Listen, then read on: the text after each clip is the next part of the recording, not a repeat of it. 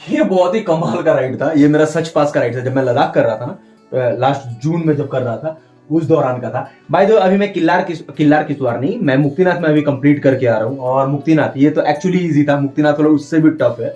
वैसे आप इस वीडियो में देखने वाले हो काठमांडू के बारे में। काठमांडू भाई साहब what a beautiful city. Specially ये उन लोगों के लिए बहुत ही कमाल का है जिन्हें फोटोग्राफी का बहुत शौक है, जिन्हें मंदिरों घूमना बहुत पसंद है। क्योंकि यहाँ का मंदिर का जो आर्किटेक्चर मैंने देखा, चाहे यहाँ के जो बिल्डिंग्स के जो पुराने बिल्डिंग्स है, जो कल्चरल बिल्डिंग्स है, वो बहुत मतलब बौद्ध शैली के, जो हमारे भारत में तो नहीं दिखते हैं। तो ये बड़ा ही कमाल था। तो यहाँ पे आप बहुत कुछ कर सकते हो, बहुत सारे टेम्पल्स है घूमने का। बट हमने सिर्फ 3 चीज चूज करा क्योंकि इतने दिन से हम लोग राइड कर रहे थे ना, तो मतलब एक थकान था और इसके बाद भी एक 7-8 दिन का राइड बचा हुआ था। तो हमने 3 चीज चूज करा। पहला था दरबार स्क्वायर।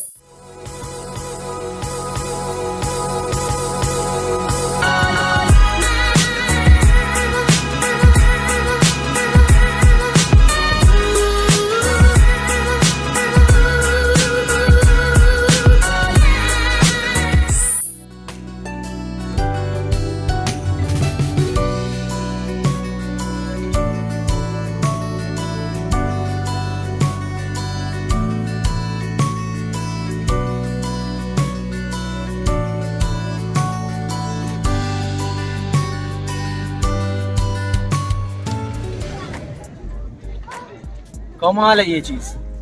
सोच रहा हूँ एक रखूँ, मतलब सेफ्टी के लिए भी, और कूल भी लगता है। बहुत टाइम से बनता है।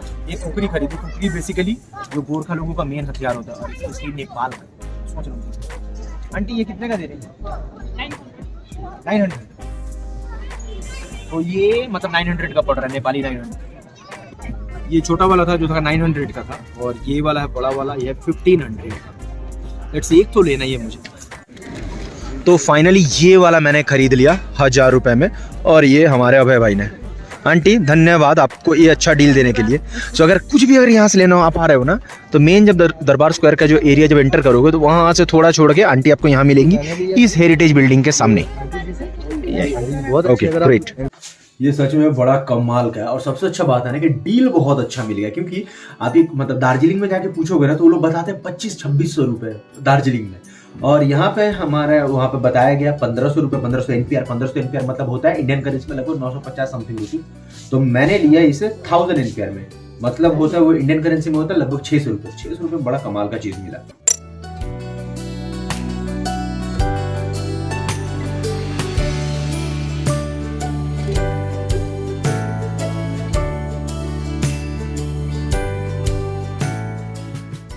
तो ये वाला है कुमारी घर। वो गॉडेस है, गॉडेस कुमारी को डेडिकेटेड है। 1757 AD में बना था, जब मल्ला साम्राज्य का जब यहाँ पे जब राजत्व हुआ था, उस दौरान इसे बनाया गया।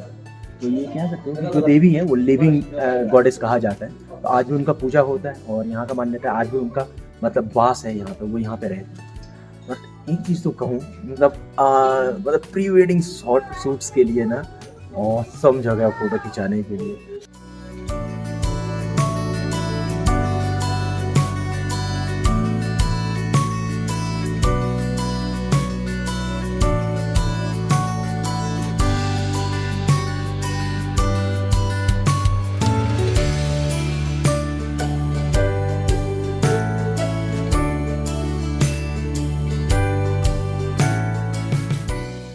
जितना कलाकृति देखो ना, इस तरीके से लग रहा है कि ये पत्थर से बनाया हुआ है, बट नहीं, ये पूरा वुड है, पूरा लकड़ी है। बट कमाल का बात है, जो डिटेल इसमें तराशा गया है ना, वो काबिले तारीफ है। मतलब आप जिधर भी देख लो, इवन इस खिड़की के ग्रिल को भी देख लो, बहुत कमाल तरीके से इसे काटा गया है।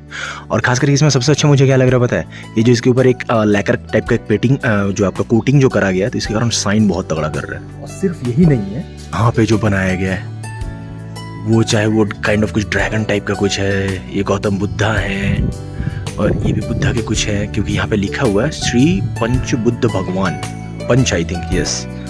बट कुछ भी बोलो, अगर लकड़ी है तो क्या हुआ। सोचने वाला चीज है, जिसने भी बनाया उसे कितना टाइम लगा होगा इसे कार्व करने में, इसे बनाने में। और सिर्फ यही नहीं है, पूरा टेम्पल हर जगह।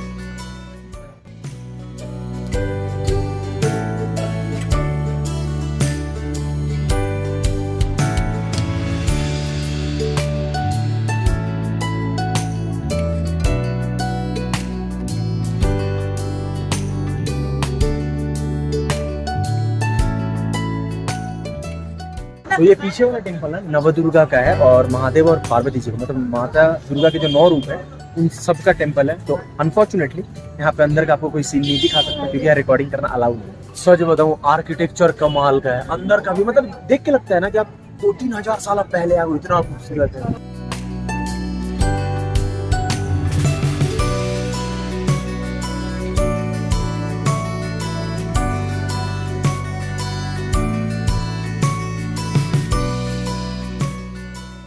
प्लेस सच में कूल है, जैसे लगता है मैं अभी थोड़ी देर पहले ही बोल रहा था एकदम एंशिएंट टाइम में आ गया। आपने अगर चाइनीज मूवीज देखा होगा जैसे आपका मंकी किंग, शाओलिन सॉकर में ऐसा बहुत सारा सीन होता है, डिटो वही लगता है। ये लिटरली एक फिल्म का सेट लगता है, लगता ही नहीं है कि आप किसी कंट्री में या फिर किसी सिटी में घूम रहे हो, फिल्म का एकदम सेट लगता है। जैसे ये सामने आई थिंक महाकाल का रूप है, महादेव का कोई रूप है ये वाला, यहाँ पे लोग पूजा भी कर रहे हैं। सो यार बड़ा ही खूबसूरत है, बड़ा ही कमाल है।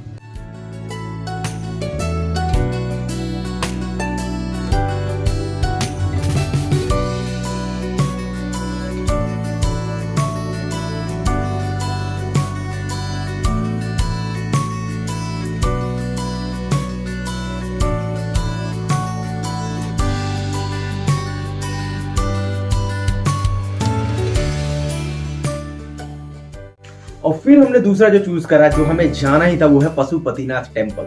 ये इन कुछ महादेव टेम्पल्स में से है जहाँ पे महादेव का वहाँ पूजा भी होता है और बगल में बॉडी को भी जलाया जाता है। ऐसा मुझे जितना पता है, मेरे नॉलेज के हिसाब से ऐसे पूरे भारत में 2 हैं। एक हमारे कोलकाता का भूतनाथ जो है वहां पे है और दूसरा बनारस के जो महादेव है वहां पे है। शायद मुझे इन दोनों के बारे में पता, और भी हो सकता है। और पशुपतिनाथ टेम्पल के बारे में एक चीज अच्छा है और एक चीज बहुत खराब है। अच्छा ये चीज है कि अभी तक का मेरा विजिट करा हुआ सबसे खूबसूरत टेम्पल है। सबसे खूबसूरत किस हिसाब से? आर्किटेक्चर के हिसाब से, बड़ा ही कमाल का बौद्धिस्ट शैली में बनाया हुआ था। और दूसरा कि आप टेम्पल प्रांगण में ना फोटो खींच सकते हो ना वीडियोस बना सकते हो। सो ये रास्ता जाता है पशुपतिनाथ टेम्पल को। अभी जस्ट हमारा बाइक हमने वहां पार्क करा, तो आप जब भी आओगे तो बाइक आपका राइट साइड में पार्क होगा, वहां से सीधे आप आओगे टेम्पल के इस रास्ते में।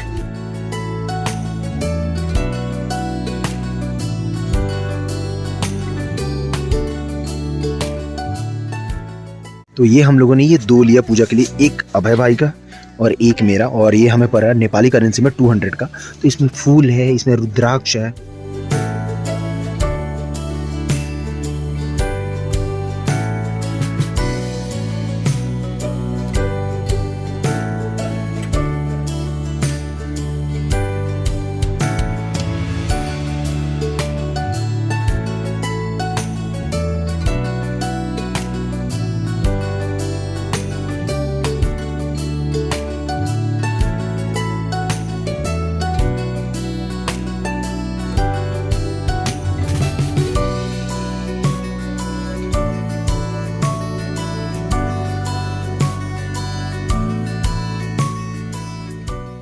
और भाई साहब मंदिर के अंदर का नज़ारा देखने वाला है। मैं आपको हाईली रेकमेंड करूंगा कि आप नेपाल विजिट करते हो ना, कुछ विजिट करो चाहे ना करो, बट पशुपतिनाथ टेम्पल तो जरूर विजिट करो, पूजा अर्चना वहाँ पर जरूर दो।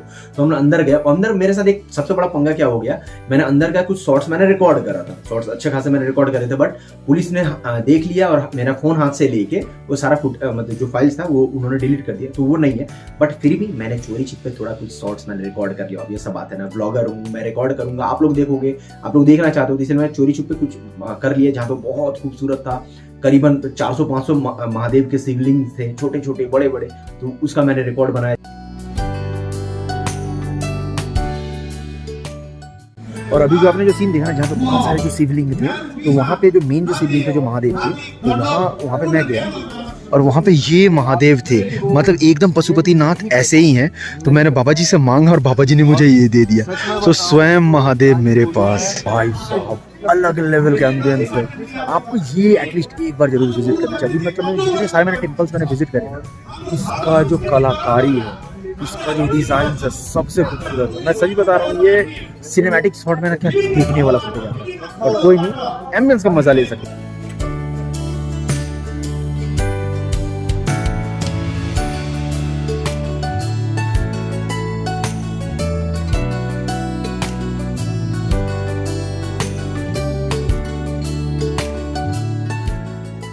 भाई तो एक और चीज है जो कि जीवन का सबसे बड़ा सत्य है, वो ठीक पशुपतिनाथ मंदिर के एकदम पीछे में हो, वो है ये मृत्यु।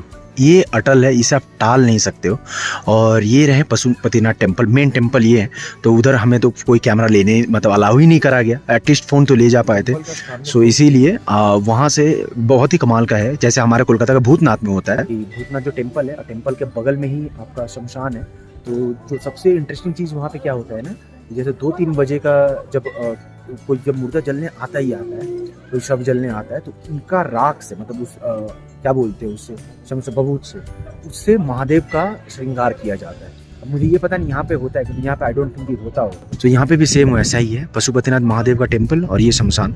तो इन्हें बहुत देर से तैयार करा जा रहा है और इनका जो दाह संस्कार होगा यहाँ पे कितने लोग एज यू कैन सी सारे देख रहे हैं यहाँ पे। और ये खूबसूरत सा टेम्पल।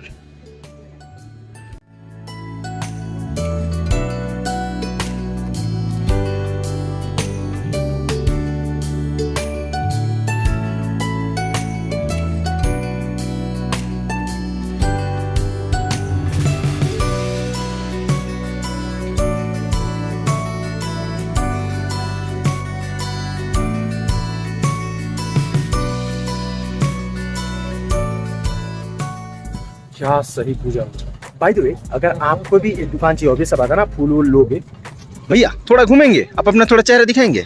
ये भैया इनका दुकान, ठीक जब जैसे आओगे ना यहाँ से पार्किंग एरिया से जब सीधे आप निकल के आओगे तो यहाँ से राइट कट होता है, एक राइट कट होता है, या सीधे जाता है जो मंदिर की तरफ, जो राइट कट है ठीक उसके ऑपोजिट में भैया का ये दुकान है।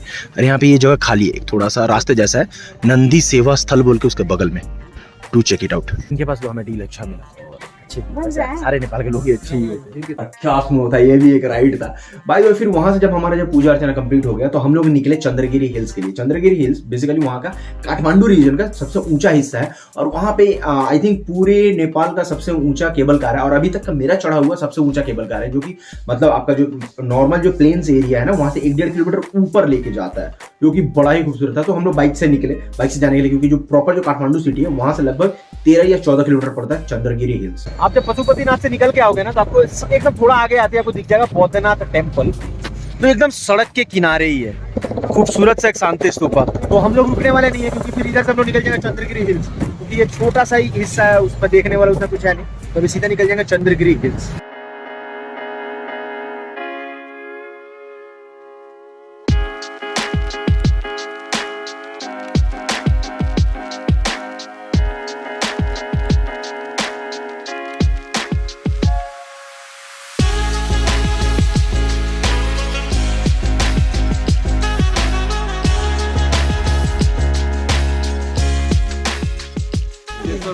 सो ये है चंद्रगिरी हिल्स और यहाँ से हम लोग केबल कार लेने वाले हैं। केबल कार लेके सीधा ऊपर जाएंगे। बाय द वे एक चीज़ है, आप बाइक लेके आओगे ना, वो पीछे की तरफ वहाँ, मतलब वहाँ से आप आओगे, यहाँ से आप आते हो बट आपको बाइक उधर पार्क करना पड़ता है, वहाँ से आपको वॉक करके आना पड़ेगा।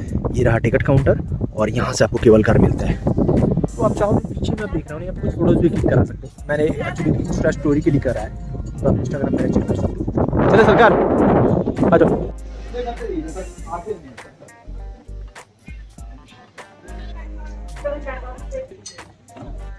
वो एक आदमी का पड़ रहा है 1120 यानी 1120 रुपीज़ NPR, तो इंडियन करेंसी में होता है 700 रुपये। एक बात पता है मुझे, वो जो हम लोग जो अंग्रेजों के साथ नहीं करते कि हमारे विक्टोरिया मेमोरियल हॉल में एंट्री फीस है 20 रुपये, बट अंग्रेजों से हम लोग लेते हैं लगभग 400-500।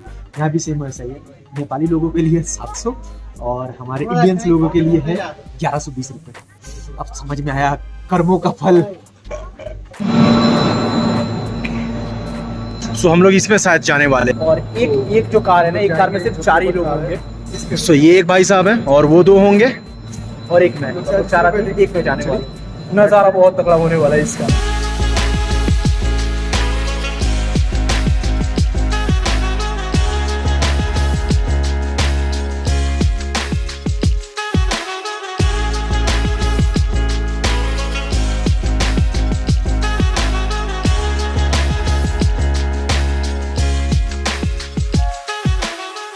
ये वाला अल्टीमेट, मतलब सच में अभी तक का मेरा चढ़ा हुआ जितना भी केबल कार है ना, ये सबसे ऊंचा है। और अभी ऊपर अभी न जाने अभी और कितना दूर जाए, क्योंकि जितना मुझे दिख रहा है ना, जितना मैं हम लोग नीचे से ऊपर आए, अभी एक्चुअली शायद हम लोग मिडिल में और ये ऊपर जाएगा।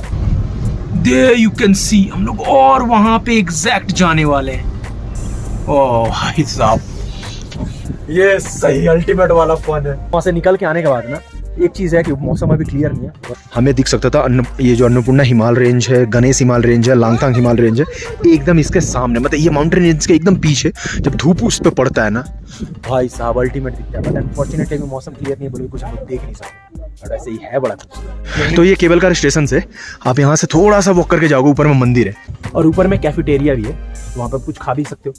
और मंदिर दर्शन तो ऑब्वियस सा बात है, करना है। और वो थोड़ा और ऊपर है तो और अच्छा व्यू आएगा ऊपर से। और यहाँ से ना माउंट एवरेस्ट दिखता है एग्जैक्ट वहाँ पे। बट मौसम साफ नहीं है यार, मौसम सीरियसली अगर ये बादल ना रहता, चारों तरफ उतना बादल नहीं है, बट यहाँ पे हद से ज्यादा बादल है। वो समा गया ना माउंट एवरेस्ट। वही तो सही सोच रहा हूँ, माउंट एवरेस्ट दिख जाता भाई। सो यहाँ पे जो ऊपर में जो टेम्पल है ये महादेव को भी समर्पित है, भलेश्वर महादेव टेम्पल है। इसका हाइट है 2551 मीटर्स का, 2.5 किलोमीटर से ऊपर महादेव का मंदिर। सही है यार।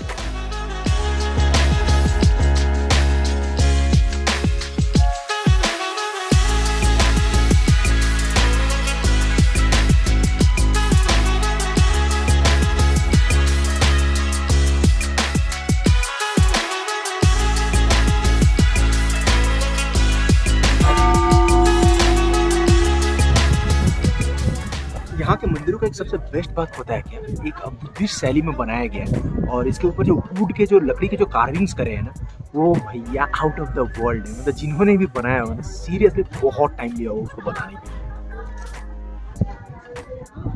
सच बताऊं, बड़ा ही खूबसूरत जगह है यार काठमांडू।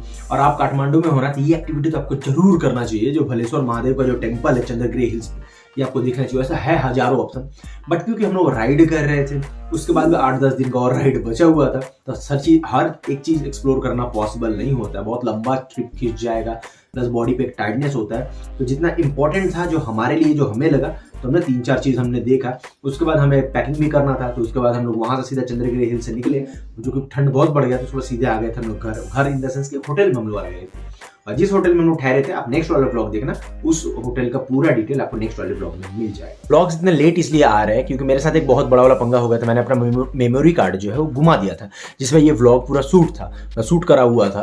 तो ये आपको पता चलेगा धीरे धीरे, आप आगे का जो व्लॉग्स देखोगे ना। अगर आप मेरे को इंस्टाग्राम पे फॉलो करके रखा है तो आपको पता होगा कि पूरा कांड क्या हुआ था।